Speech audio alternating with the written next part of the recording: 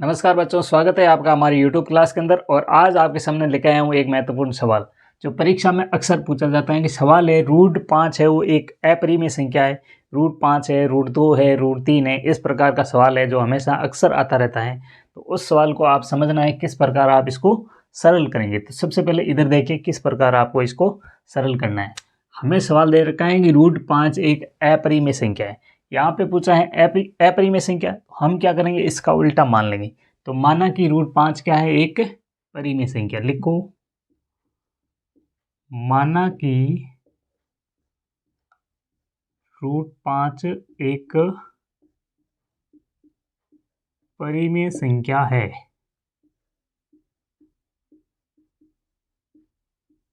ये क्या करेंगे, हम मान लेंगे। और अब आप बताओ कि परिमेय संख्या को हम किस रूप में लिखते हैं। तो P/Q A/B यानी कि भिन्न रूप में लिखेंगे।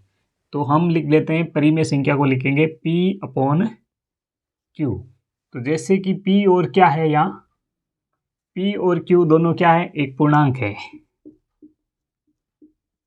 क्या है, एक पूर्णांक। पूर्णांक मतलब क्या होता है, समझ गए ना आप पूर्णांक क्या होता है।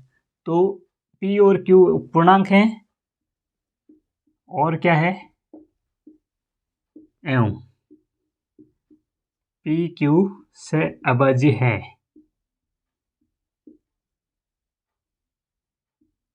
से अभाज्य का मतलब क्या है कि P और Q का जो मैस्य हो वो एक हो। इसका मैस्य क्या है, एक है, तभी ये क्या होगी, से अभाज्य संख्या होगी। तो अब हमारी परिमेय संख्या होती है P/Q यानी कि भिन्न के रूप में।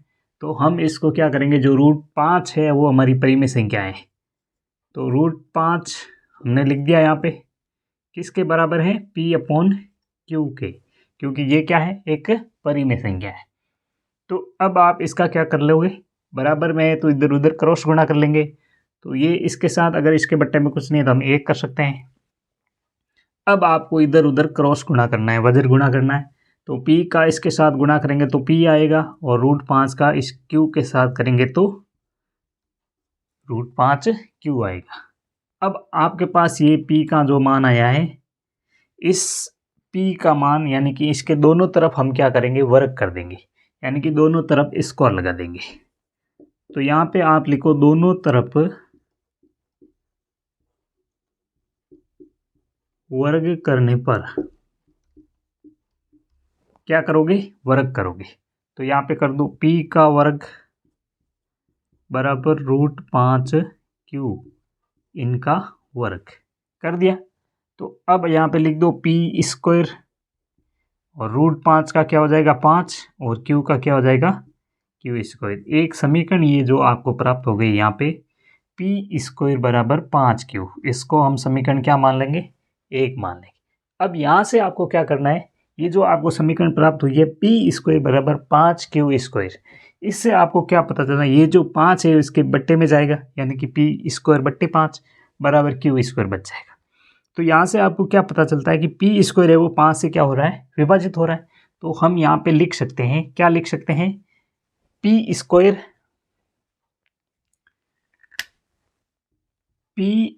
है वो 5 से क्या है, विभाजित।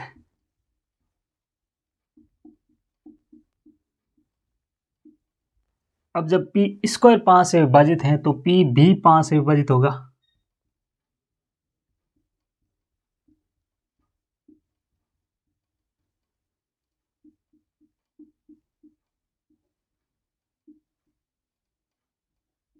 पाँच से विभाजित होगा।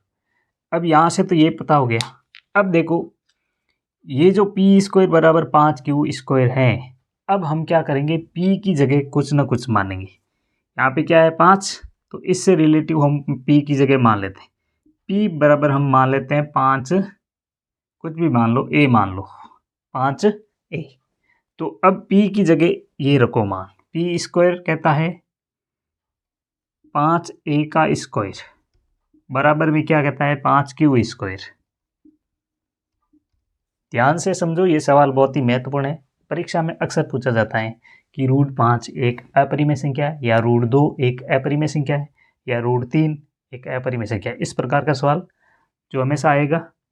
तो अब यहाँ से करो इनका 5a² कितना हो गया, 5 का वर्ग पहले तो 25, फिर a का वर्ग a² बराबर 5q²।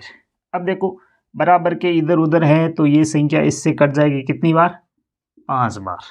तो ये चीज़ अब यहाँ पे लिखेंगे हम, क्या हो रहा है 5a², क्या बचा है 5a² बराबर q², ये बचा। अब ये आपको एक समीकरण प्राप्त हो गई, वो थी p के मान में और ये है q के मान, यहाँ से ये आपको प्राप्त हो गई। अब ये देखो ये जो 5 है इसके बट्टे में जाएगा तो आपको क्या पता चलेगा कि जो q² है वो 5 से विभाजित होगा। तो हम यहाँ पे लिखेंगे q² 5 से विभाजित,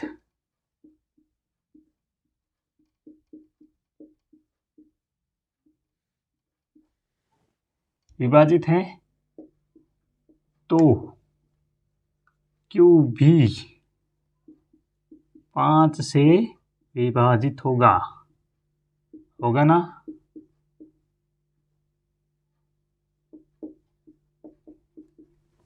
तो ये बात तो आपने देख ली। अब देखिए आगे किस प्रकार लिखना है।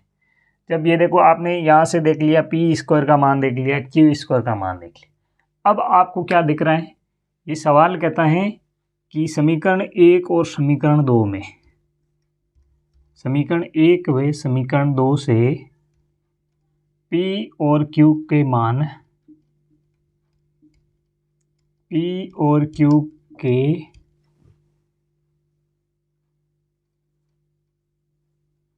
जो उभयनिष्ठ गुणनखंड है,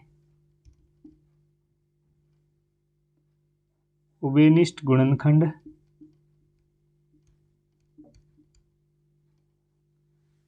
कितना है हमारे पास, यहाँ पे इधर भी 5 है और इधर भी क्या है 5, तो इनका उभयनिष्ठ गुणनखंड क्या है 5 है। और जब उभयनिष्ठ गुणनखंड 5 है तो हमने जो माना है कि p और q क्या है सह अभाज्य संख्या, और सह अभाज्य संख्या होती है तो उनका जो HCF या मैसे जो होता है वो 1 होना चाहिए, यानी कि उभयनिष्ठ कॉमन संख्या वो 1 होनी चाहिए, 1 के अलावा दूसरी कोई भी संख्या नहीं होती है। तो ये जो हमने जो उभयनिष्ठ गुणनखंड 5 आया है वो हमारी कल्पना थी, जो p एक √5 है वो एक परिमेय संख्या है, वो हमने माना, इसका हमारे पास जो p और q का सह अभाज्य संख्या है वो प्राप्त नहीं हुई है। तो लिखो p और q सह अभाज्य संख्या नहीं प्राप्त हुई, या इतना भी लिख सकते हो सह अभाज्य संख्या नहीं है, अतः हमारी जो कल्पना है वो गलत सिद्ध हुई। अतः हमारी जो कल्पना है, यानी कि हमने क्या माना कि भाई √5 एक वो है परिमेय संख्या, जो गलत हो गई। तो अतः हमारी कल्पना क्या हुई, हमारी कल्पना गलत हुई। अतः √5 एक अपरिमेय संख्या है।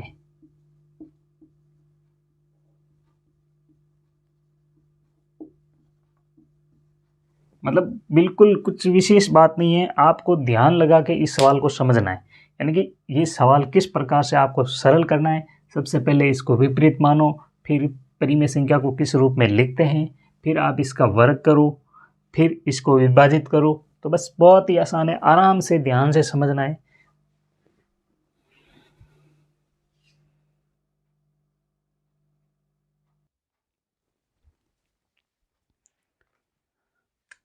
देखिए बच्चों, एक सवाल ये है, एलसीएम और एचसीएफ ज्ञात कीजिए तथा इसकी जांच कीजिए कि दो संख्याओं का गुणनफल बराबर एचसीएफ गुणा एलसीएम होता है।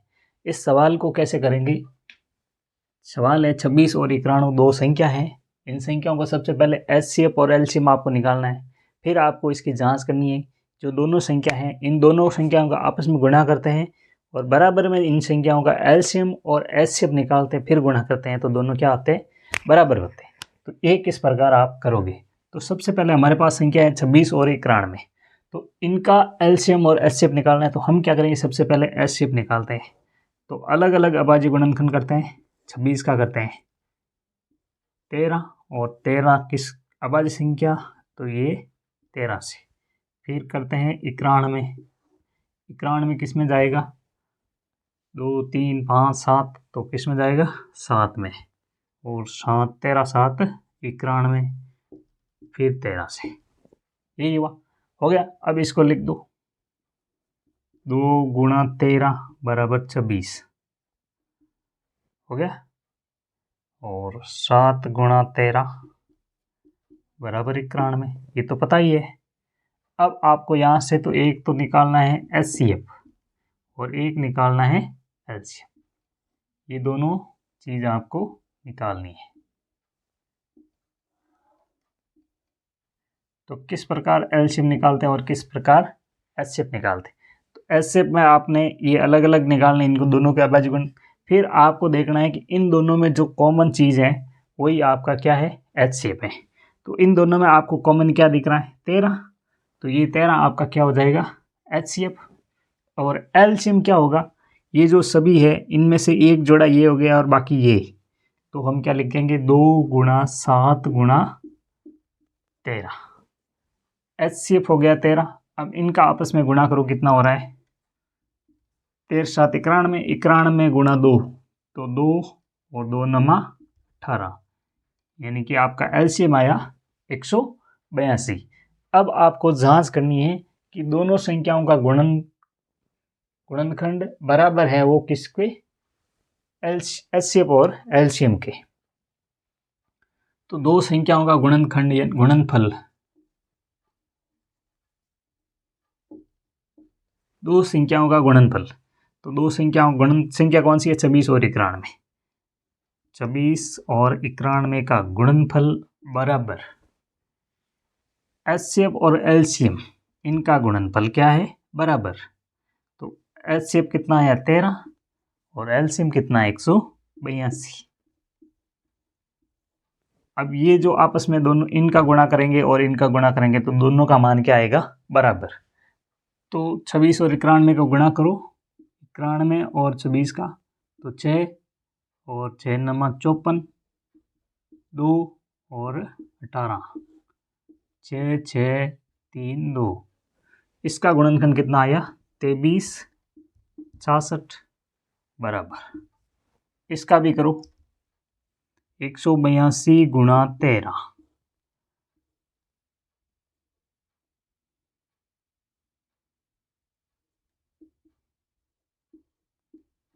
कितना आया?